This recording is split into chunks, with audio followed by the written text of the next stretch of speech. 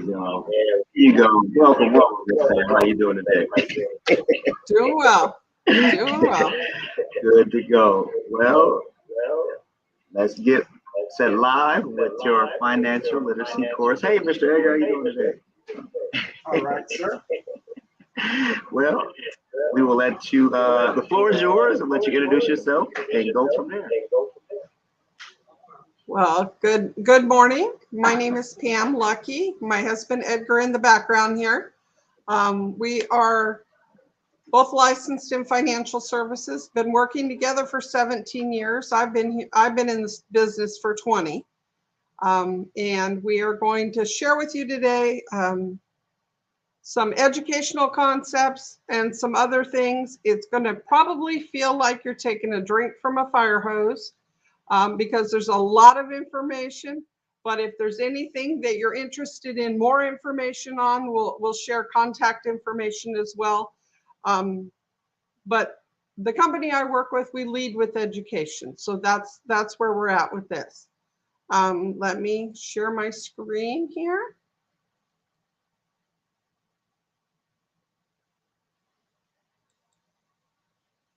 Can you see my slide? There we go. I see it in a miniature. Okay, let me move forward here. That is not the right presentation. My apologies. Let's get rid of that. And get the right one open here. Okay. Why? Okay, my computer. Am I not supposed to have it open? Maybe that's the problem.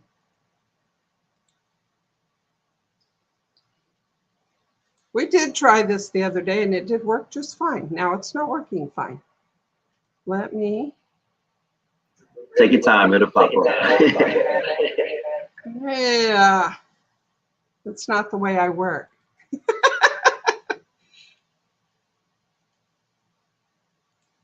Technology works great for everybody, doesn't it?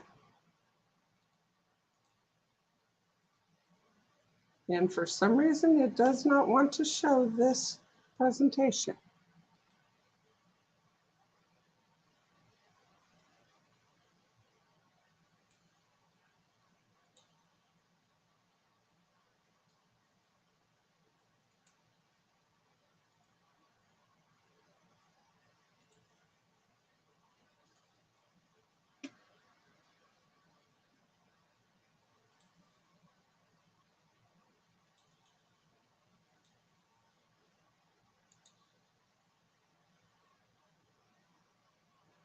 Did it let you do it yet?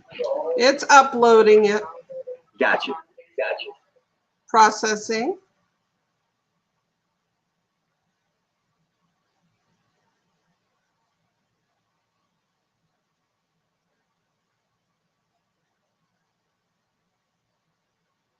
Love it when we can do this stuff with technology. It's even better when it works. So I'll just jump into this before it actually is ready to work. Hey, look, there it is. So this is who we are. What we're going to cover today is the concepts I mentioned on how money works. We're going to cover a budget. I don't like that. It seems to be a negative word, so I always refer to it as a spending plan. We tell our money where to go. And then we're going to cover some college prep areas, the FAFSA, scholarships, and something that's near and dear to all these young people's heart is the NIL, the name, image, and likeness. So let's get started here.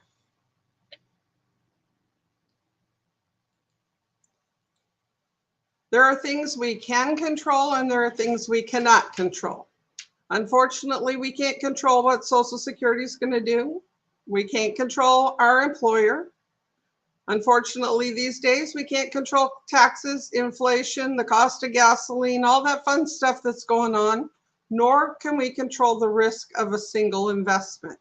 But the things you can control and the things that I can help people with is saving for retirement, additional sources of income, ways to reduce your taxes, ways to maximize your savings, and then a diversity of your investment choices. I'm sure we've all heard you don't put all your eggs in one basket.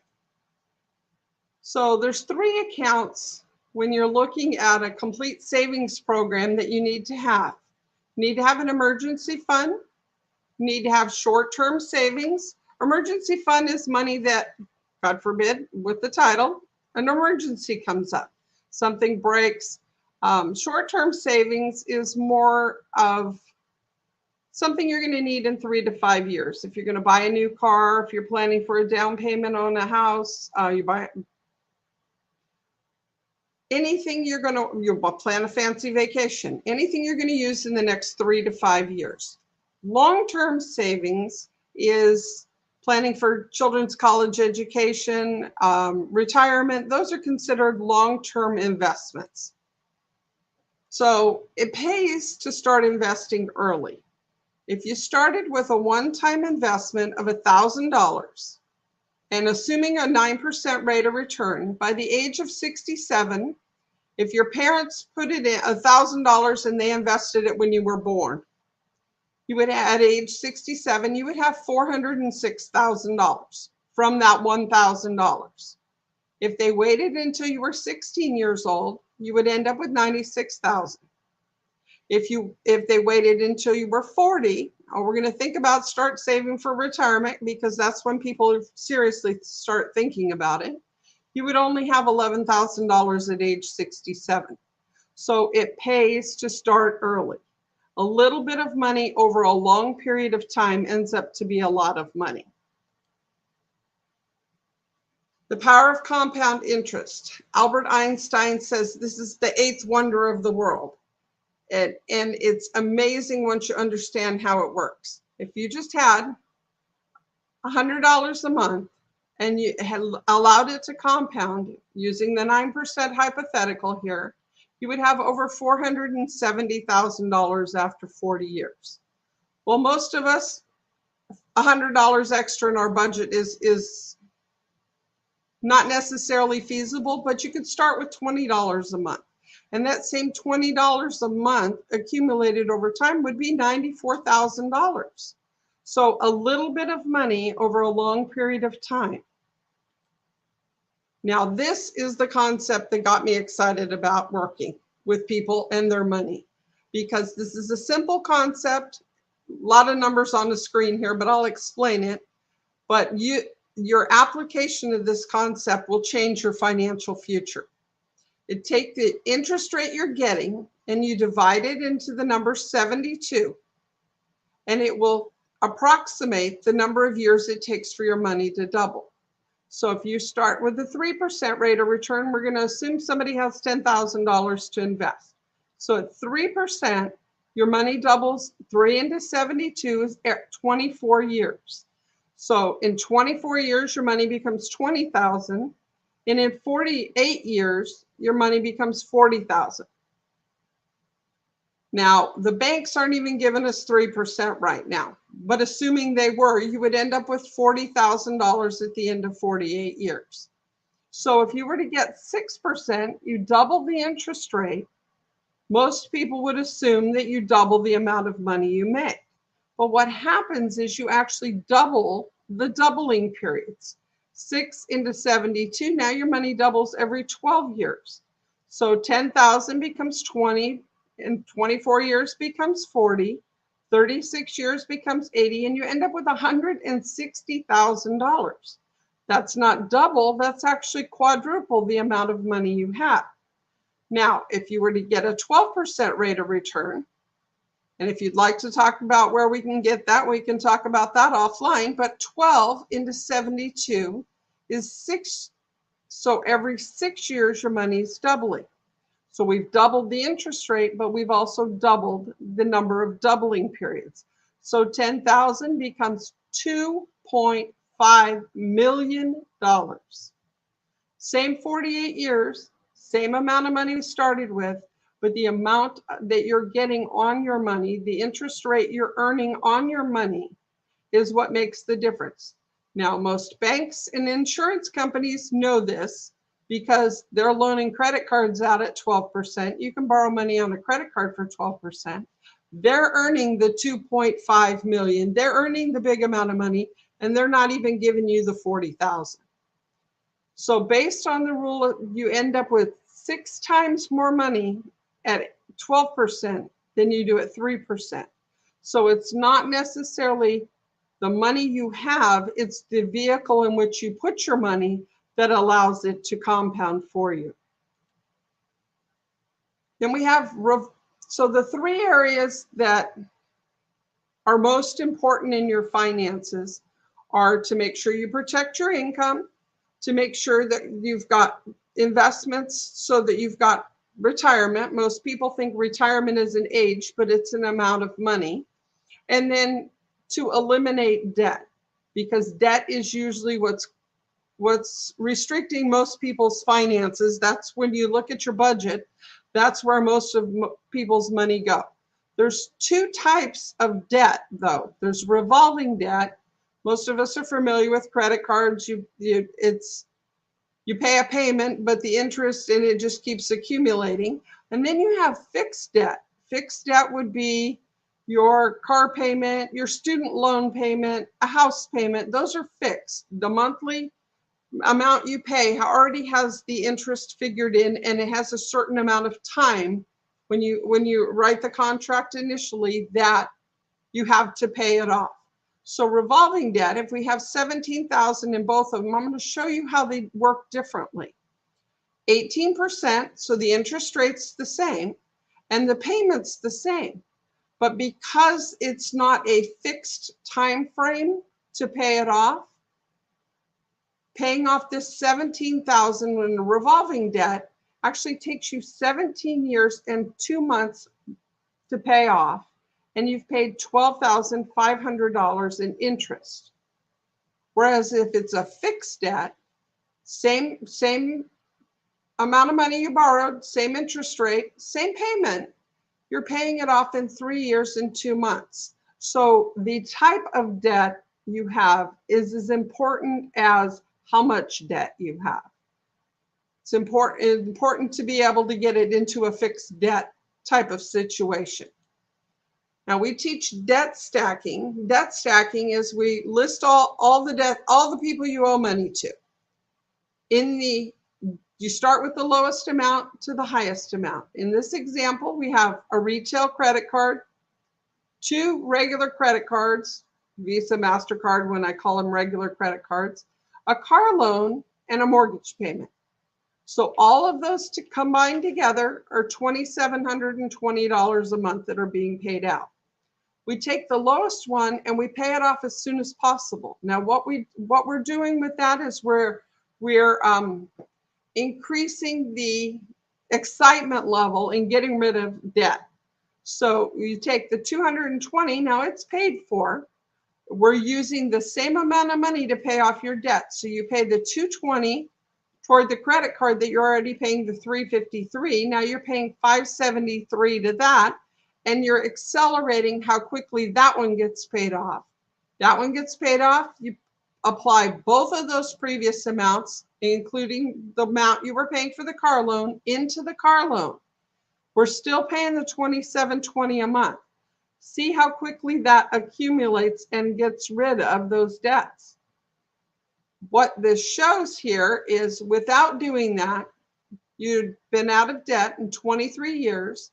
You would have paid interest to financial institutions for $214,000, all on that $2,700 a month you were paying in debt. By accelerating it using the debt stacking plan, you're out of debt in 9 years, 14 years sooner than you would have been without the plan. You kept in your pocket $130,000 that would have gone for interest payments to the financial institutions. You only paid them $83,000 using the same amount of money. So we help you accelerate the debt so that you learn how to get out of debt quicker, because the challenge with debt and credit is, 1, we don't value it. 2, people are if they're good with their credit cards, the companies are always going to offer you more credit. They're good, and they'll raise the credit limit. This is the challenge here, not monitoring your credit, not monitoring your credit score. I don't care how young you are, somebody needs to be looking on Credit Karma with your information to make sure, because we all understand that at age 18, you can enter into a contract. You can't legally do that under the age of 18. Unfortunately, we have seen people's credit be ruined before the age of 18 because somebody else stole their social security number and birth date and got credit in their name. So make sure that you're constantly monitoring that, or your parents are monitoring that for you. And then not knowing what you're paying in interest rate and fees. Those are the credit mistakes that a lot of people make. Actually, most people make. So we have a question at the bottom. That was that. I see that. How can we eliminate those through payments? You can, depending on your credit rating, you can apply for credit cards that are lower interest rates so that you can consolidate them and get them paid off quicker without having to pay the high interest rates. But again, like I said, we would stack it based on not necessarily the interest rate, but we would stack it based on how much you owe so that we can accelerate that process quicker. But yes, I would look and see if there's a rate you can get that's, there are credit cards that offer 0 for a certain length of time. That would help with the acceleration process. Another area that's important, that is foundational to a financial plan, is life insurance. I prefer to call it income protection because if you look at this and they ask, how much is your car worth? Do you insure it? How much is your house worth? Do you insure it? But how much is your life worth? Now, I don't mean the value of a human life, but your income potential is your most valuable asset. Not your house and not your car, but your ability to bring in a paycheck. Now, if there's a household and you're contributing that other people are dependent on your income, you need to protect that income or insure it. And then the experts say that term insurance is pure protection. It's like fire insurance or auto protection. The sole purpose is to support your family. You can buy large amounts of coverage, so you can buy more coverage for less amount, and big policies are what your spouse and children need. That is from Jane Bryant Quinn. And then we have Susie Orman says, in my opinion, there's only one type of insurance that makes sense for the vast majority of us: term life insurance. Well, in 20 years, I can tell you that's the only thing I've marketed, and I'll defend it to anybody for anything, because there's 3 nevers in buying life insurance. Never buy any kind of cash value or whole life insurance, including universal life, or the one that they're marketing right now is index universal life. Never buy life insurance as an investment. You don't have an investment in your car insurance. You don't have one in your homeowner's insurance. Why would you have one in your life insurance? And then never buy life insurance premium that pays dividends. The challenge with this is the word sounds like you're getting something back. And you are getting something back, but in a life insurance policy, dividends are defined as an overpayment of premium being refunded. Dividends in an investment are payout from the company's profits. There's a difference. So then we have, for investing, there's long-standing financial experts have used the analogy of a 3-legged stool: Social Security, company pensions, and personal savings.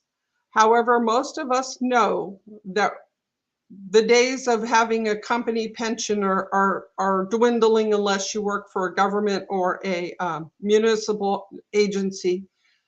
Social Security, I jokingly call it social insecurity, because we don't know in the future how much of what we're paying in is actually going to be paid back to us individually. So our three-legged stool, really, the only one we can control is the personal savings. And so we look to maximize that part of the process as quickly as possible. There's different tax treatments when you talk about saving for retirement and different vehicles in which you can save. You have your 401k at work. That is done pre-tax. So everything comes out before you get your paycheck, before the government takes taxes out of your paycheck. So at the point of retirement, that money is going to be 100% taxable income for you. Then you have vehicles that you can use outside of your 401k at work. You have a traditional IRA. An IRA just stands for individual retirement account. You can contribute up to $6,000 either into a traditional or a Roth. Once you're age 50, they have a catch-up provision, meaning most of us didn't save when we were younger. So now we have a provision once we hit the magical age of 50 that they allow us an additional $1,000 that we can put into these vehicles each year. You can do one or the other, not both. Now, traditional IRA is tax deductible. Now, I don't do tax advice. You need to talk to your tax accountant or who prepares your taxes for you to see if that applies to you, if you're able to get a deduction. It's tax deferred. What that means is the money that you put in it today, you don't have to pay taxes on it till you take it out at retirement. The same is true of your 401k at work. It's tax deferred. Now, a traditional IRA is taxable when you take out your contributions. Your contributions are available to you at age 59 and a half. You're eligible to take them out. And this slide is old because the required minimum distributions with the whole COVID thing, they changed it to 72. So 72, you have to start taking the money out. So you're eligible to take it out beginning at 59 and a half, but you have to start taking it out at 72 because the government wants their taxes. Now in a Roth, same $6,000 a year. Once you're 50 and above, you can do the catch up of the additional 1,000. There is no tax deduction for it. The earnings are tax deferred as they are in the other ones, but the beauty of the Roth is at age 59 and a half or above, when you take the money out, you must have the account for at least 5 years, but when you take the money out, all of it, the money you put in came in after taxes, but all of the growth is tax-free. And there is no required minimum distribution. So this can be used if you don't need the money as a vehicle for legacy to generate an inheritance for your future generations. Now this screen is hard to read. I apologize. It's a whole lot of information on here, but this is what the young adults were interested in last time. Time value of money. I've talked about putting money in early and let time be on your side to have it grow. This is starting at age 22, maxing out. I'll call it a Roth because that's the vehicle I prefer to use. So 22 to 29. So they've contributed $48,000 to this account. Now at age 67, there's $2.2 million in this account. On the other side, the person waited until they were 30 years old and they have contributed from 30 to 67. So they've contributed a total of $228,000. Now the question I ask is, when is 48,000 more than 228,000? And it is in this example. On the left-hand side here, the person ended up with $2.2 million. And on the right-hand side, after contributing $228,000, they only have $2,041,000. Because the person on the left started early, they were able to use the value of the time, the factor of time, to be able to take a small amount of money and have it grow over time to accumulate more than the other one on the right. Now the question is, if you started at 22 and you did it till 27, add the two together, you have $4.2 million at retirement or at age 67. Because you could retire with that amount of money, you can retire well before 67. But the doubling is in the last year. See, it's hard to read, but here at 66, on the right-hand side, they have 1.8 million, and at 67, they have 2 million. The doubling periods occur. Now, what is a mutual fund? Because that's where most of these investments are made, is in a mutual fund. And the vehicle is either a traditional IRA, a Roth IRA, or a 401k. But what they put the money in inside those vehicles is called a mutual fund. A mutual fund is an opportunity for professional money managers, not me, not you, but people that spend all their day analyzing companies, crunching numbers. That's what they get paid to do.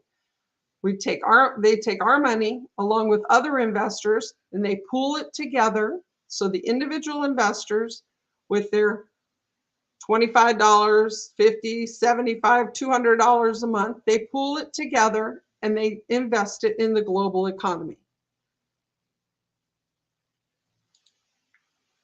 So on this one, I'd like people to participate. So I'd like to see stuff in the chat. Who do you think earned more money, investor A or investor B? We're investing over a 6-month period of time, $100 a month. The investor A stock starts at $10 and ends up at $20 at the end of the 6-month period. And investor B starts at 10. In month 4, it goes down to 2. And then it ends up where it started at the end of the 6 months. Anybody have any guess who ends up with more money?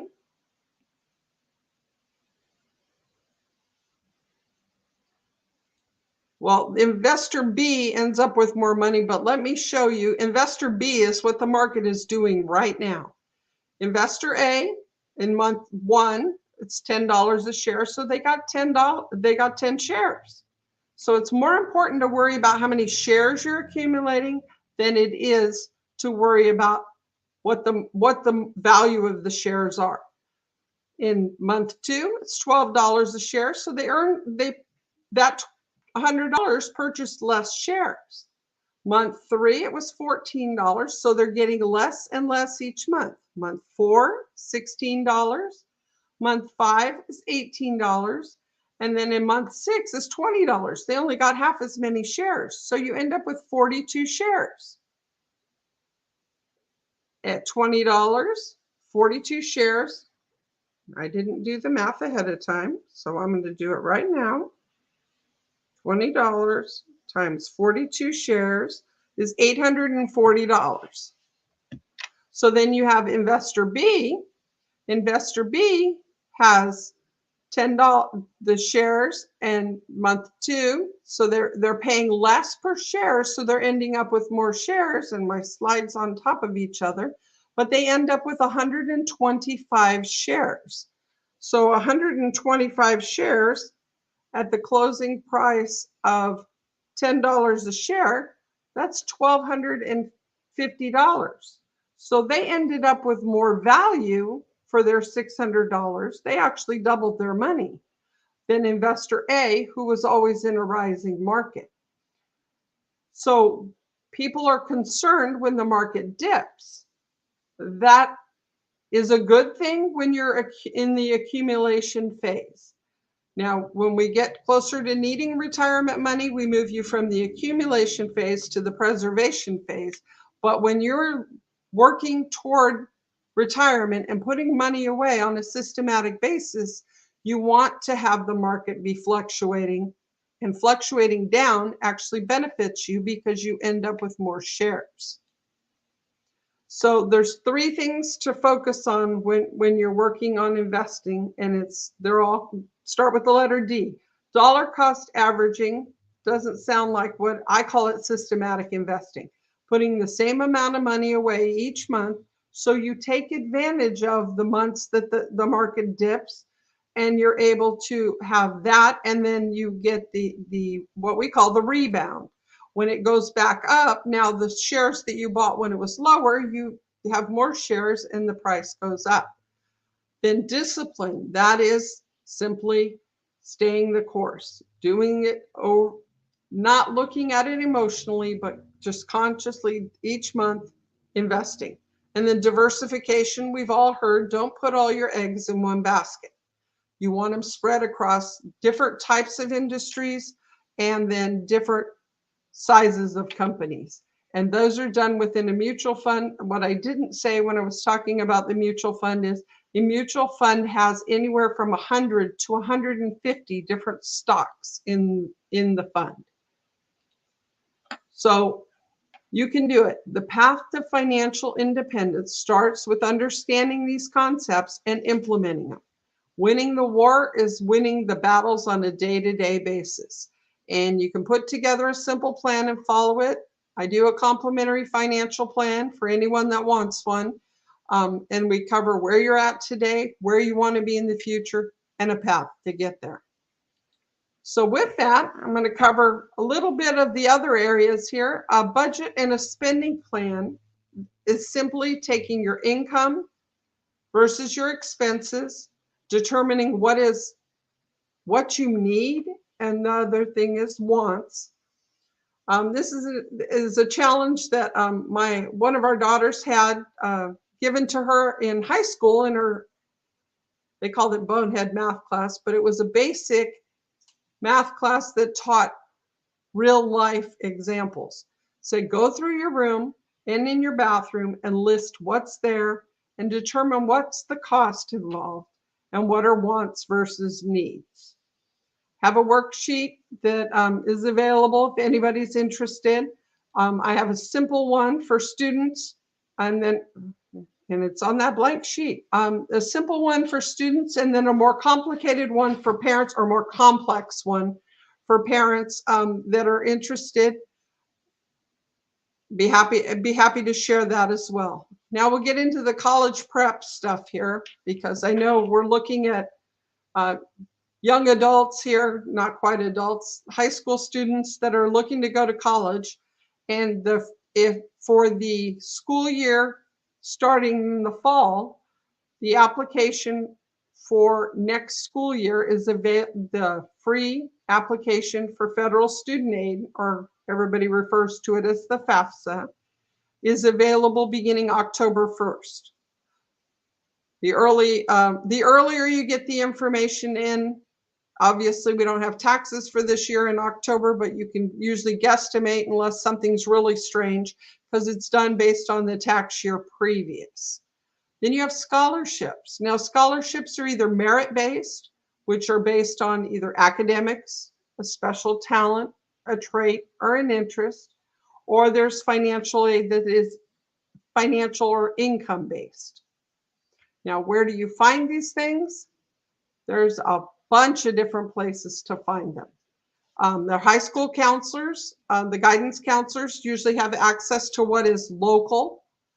There's a website, the Department of Labor has a website here that gives you all sorts of different scholarships. Financial aid office at the college or the career school that the student's that's planning on attending. And if you're applying at multiple schools, I check at all of them, because the financial aid package for them to go to school there looks different at different schools. If you have a student who has parents that attended somewhere and they're a legacy student, there's also benefits there. Your local library has a reference section. The reference librarian knows what's available locally or for scholarships nationally. There's different foundations, religious or community organizations, local businesses or civic groups that have scholarships available. Typically, the high school counselor knows about those, but not always. And then organizations, any professional organizations that you're in or your student is interested in their field of study, check those out. There's ethnicity-based organizations. And then our children had where the employer, my husband's employer, had an in the industry he was working in, they had scholarships available through them as well. Now, not all scholarships work the same. I'm going to have my husband come up and give you an example as to what happened with the scholarship. You want my chair? No, it's Okay. necessary. You need to bend. No, you need to bend down. Okay. I'll just sit down. That'll There be you easier. go. There you That'll go. be easy. Okay. Since most of you are dealing with athletics, I'll deal with example athletic scholarships. I work with an individual whose daughters were very good at tennis. They got athletic scholarships, one to the University of California, Berkeley, and one to the University of California, Davis. But athletic scholarships can be of all types. There can be a direct type, which you see that some people get that are pay 100% reimbursements for playing a sport, or they can be where a parent is reimbursed for the expense. His daughter's got the reimbursable type, where he had to pay for the expense and then he was reimbursed it. He was giving back the money. So when you deal with scholarships, you need to ask how and where they're coming from. Exactly what type are they? There's non-taxable income, such as a scholarship is used only for tuition and school-related expenses, books, fees, and you have to be very careful about the books. A lot of athletes got in trouble because they were buying books from the bookstore, new books, and then at the end of the semester, they would go back and sell the books and keep the money, and that was considered to be taxable, the money they got back. And they got into problems later on with the IRS and also with the NCAA. So, and if you take non-taxable in scholarships and make them taxable, then you get all kind of problems. And taxable ones, that's room and board, travel. If you use it for vehicle expenses, such as get a new car, you have to be very, very careful about that. Scholarships, like I said, the tennis one, the parent had to repay back everything. He got his money back in a timely manner, but it's just the fact that he had to come up with that money up front to pay for his daughter's education. And lucky he had been saving for the education all their lives. So when you apply to scholarships, make sure that you know what type of scholarship you're getting. You get a non-taxable one or a taxable scholarship.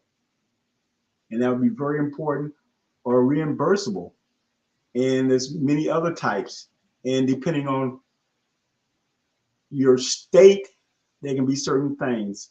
And your FASFA will also be affected by that, because non-taxable income does not matter on your FASFA, but taxable income does.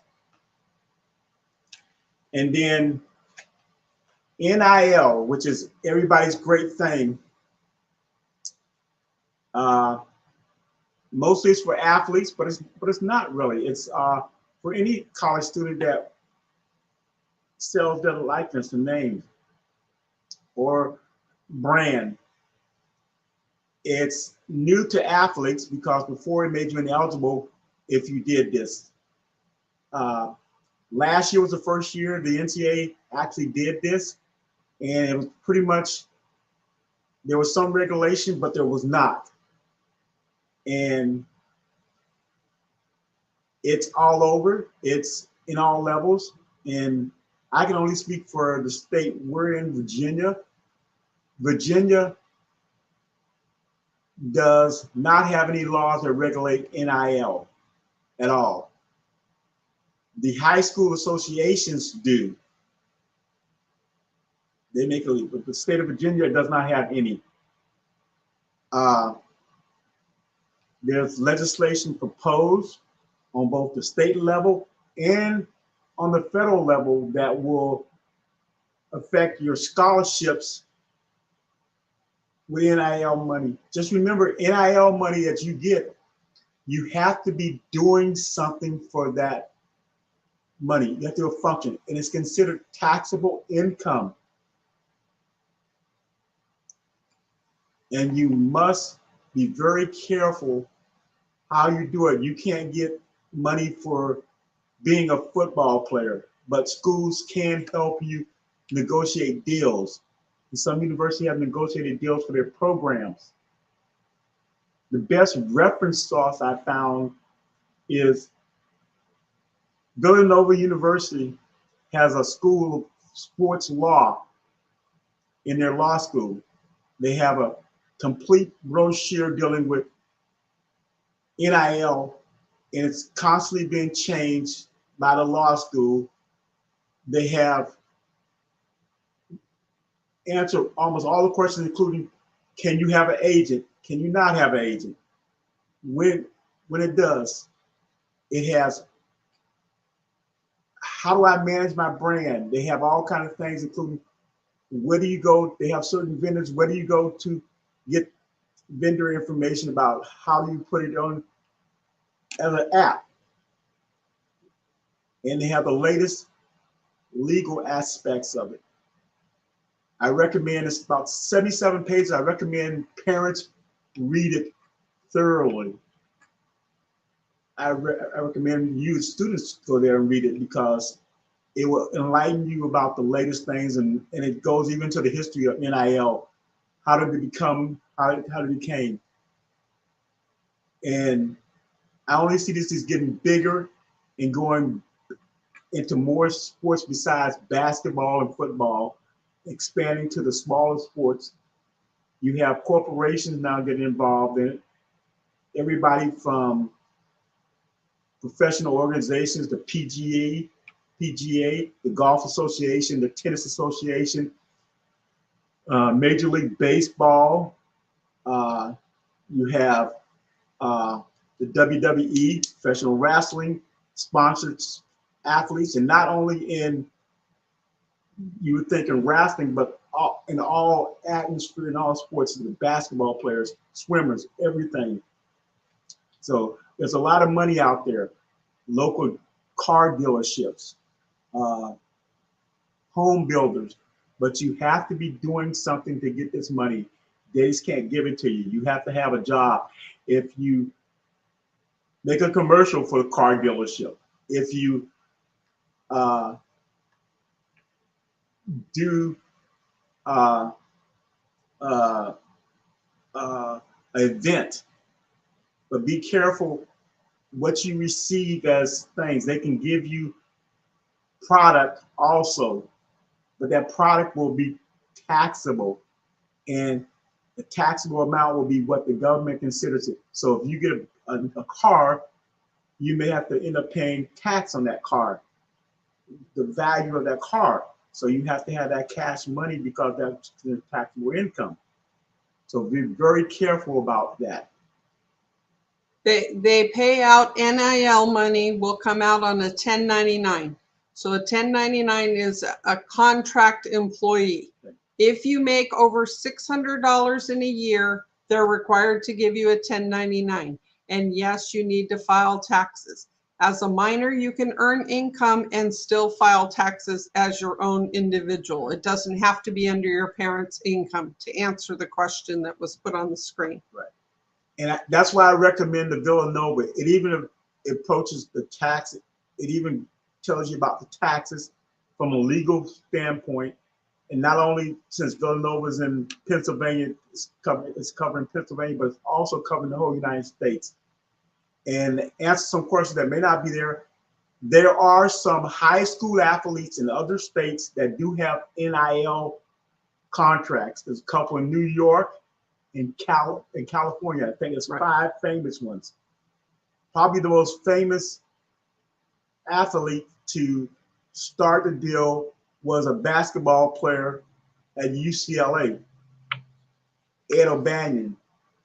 He's the one who started this and made the lawsuit and did everything else. So that's where NIL stands today. And this is going to be the second year of it coming up. And I know everybody hears about the big time football coaches arguing about how they're giving this money to players and everything else. They're not really giving it. It's sponsors that are giving it to them. They have deals, just like professional athletes have sponsors. And yes, there are the Nikes for college players too that are giving them money, Nike, Adidas, and all the rest. So NIL will be a big thing for you guys. And recently it's down to Division III sports now. That's what Villanova was discussing in one of their things. A couple contracts that come up with division. So you more than likely will be, if you get a scholarship to a college as a player, will get some type of NIL money offered to you or approached to you. And you have to be very careful and find your legal rights, taxable and legal also, because you'll be signing some type of contract. So you need to make sure that, and you need to make sure also you keep your eligibility, your college eligibility to play that sport. But let's go on to the next one. Questions? Does anybody have any questions? And questions about anything from the budgeting, which is very important for young people to have. I would definitely say yes, your parents need to be involved when it comes to NIL money. One, most young people don't understand the wording in a contract in the first place.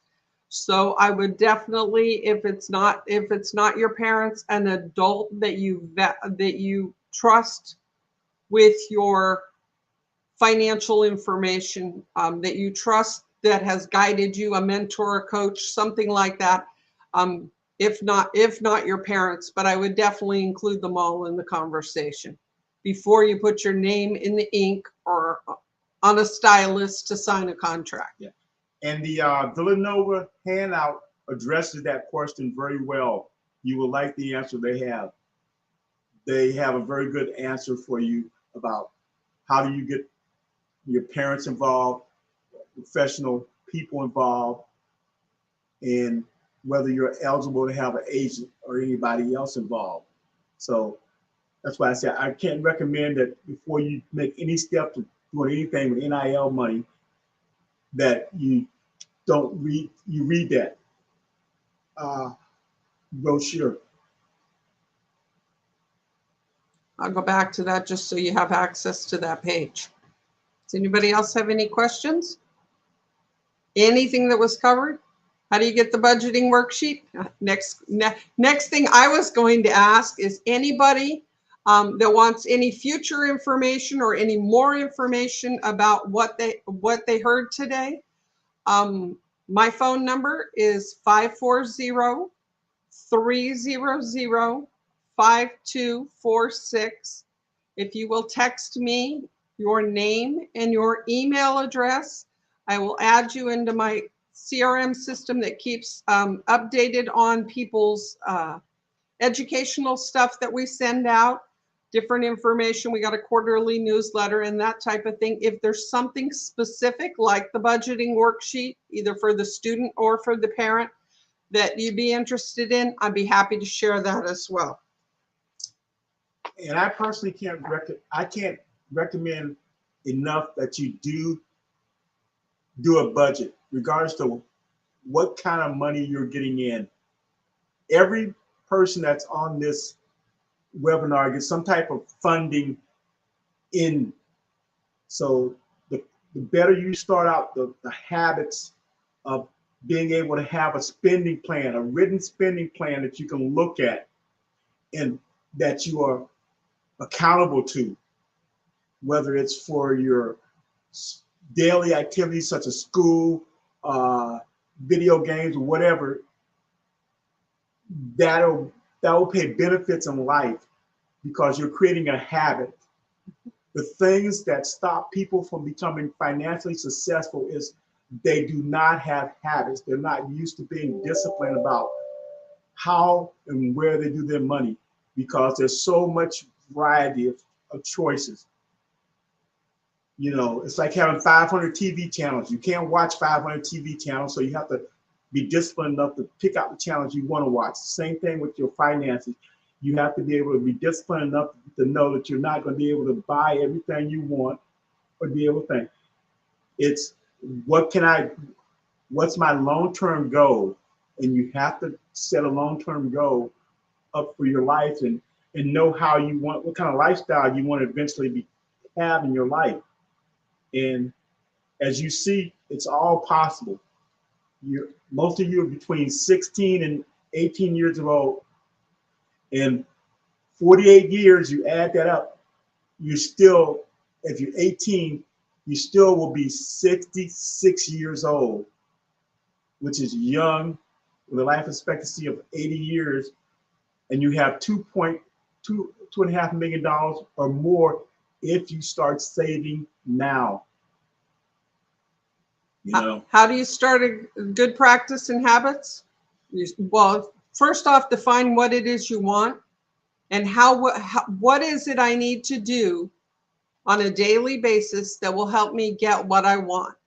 If you don't know what you need to do on a daily basis, get with a coach, get with a mentor in terms of this is what I want, and they will help you with a plan. I'll be happy to do that as well. I help you with a plan as to how to get there from where you're at. I can't emphasize enough that each one of you on this call, whether you're a young person or an adult, should have some type of mentor, some type of person that's breathing into your life, that's adding your life's air. How can we identify taxable and non-taxable income so that we are aware? I'll leave that to you. I'm not a tax person, I'll tell you that right now. Taxable or non-taxable income, if we're talking in terms of the scholarships and the NIL, that will be determined in the actual application. They will explain what it is. It may be in the fine print, but it's usually in the contract of what they're doing, how they're dispersing the money. If it's in terms of retirement and all of that, that's a different story. We can have that conversation offline. Let me know.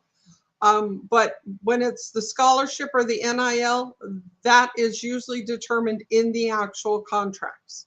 And before you sign the contract for your scholarship or your NIL, you need to ask that question. The silence will cost you. You need to be bold and speak up. If you don't know something, this is not a time to be bashful. You need to tell people, hey, is this going to be taxable? I have taxable recourse to you. What does it say? I'm not going to have taxable recourse to non-taxable. You know, you have to speak up when it comes to that. But you make sure that what their answer is actually in the writing of the contract. Because the contract is going to be the sum total of the agreement. It doesn't matter what people tell you. If it's not in the contract, it's not part of the agreement. And don't be afraid to read every line on a contract. People give you 100 pages just to snowball you when it comes to contract. But read every page and know what's on the contract, because whatever's in the four corners of that written contract is all that's legally you're required to do and they're required to do. And people will push you to sign something. Oh, just sign it. No, make sure if your name's on a piece of paper that you know what's on that piece of paper before your signature gets attached to it. Any more questions and anything such as concepts, understanding the concepts about investing or anything else that Pam could answer for you? And if you're shy and don't want to do it on here, like I said, feel free to text me, 540-300-5246. Because I know talking about money in a public setting is not always comfortable. Most people aren't comfortable doing it in a private setting. So with that, I'll turn it back over to Coach Callie. Oh man, thank you so much. Your information is scrolling at the bottom of the screen, so everybody look at all her contact information, website, email addresses, streaming, and scrolling across the bottom of the screen. This was great. We appreciate it, you guys giving us this information. Like I said, this is only the beginning with us. More to come, and it will only get bigger from here. Appreciate you. All right, guys, this will conclude our financial literacy workshop for today. And the next one will be August 13th, if I'm not mistaken. Yep. So if you missed it today, you'll catch it again in August around the same time. So if you have any questions, you didn't get a chance to ask it again. If you don't want to email it, you can ask it again in our next session. Let's have some fun today, and guys, enjoy your weekend. All right. Bye-bye.